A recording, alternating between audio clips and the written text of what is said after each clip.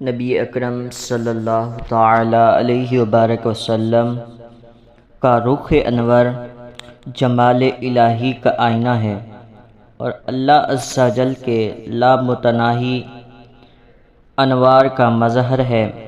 اس لیے اللہ تعالیٰ نے نبی اکرم صلی اللہ تعالی علیہ وبارک وسلم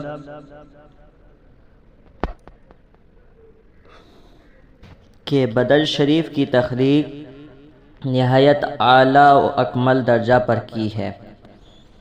آپ کے بدن شریف کا حسن اعتدال اور موزنیت بے مثال و بے مثال ہے۔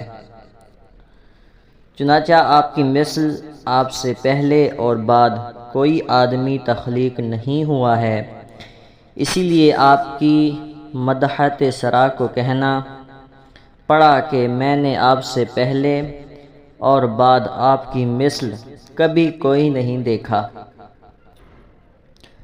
حضرت حسان بن ثابت رضی اللہ تعالی عنہ فرماتے ہیں، آپ سے زیادہ حسین کسی آنکھ نے نہیں دیکھا اور آپ سے زیادہ جمیل کسی عورت نے جنم نہیں دیا۔ اس قسم کی عبارت سے کہ میں نے فلاں جیسا کبھی نہیں دیکھا ہے، اس کی مثل نہ ہونے میں مبالغہ مقصود ہے، لیکن آقا علیہ الصلوۃ والسلام کے اوصاف جمیلہ میں مبالغہ نہیں، اس لیے کہ وہاں کمال حسن و جمال تعبیر سے باہر ہے۔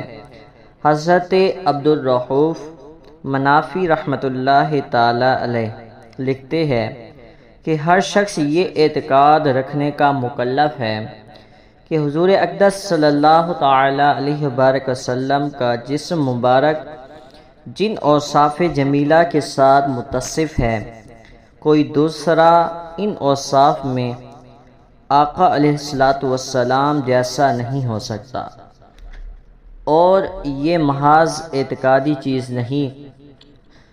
سیر و احادیث اور تواریخ کی کتابیں اس لیے لبریز ہیں، بھری پڑی ہیں کہ حق تعالی شانہ نے کمال باطنیہ کے ساتھ جمال ظاہری بھی علی الوجہ الاتم عطا فرمایا تھا۔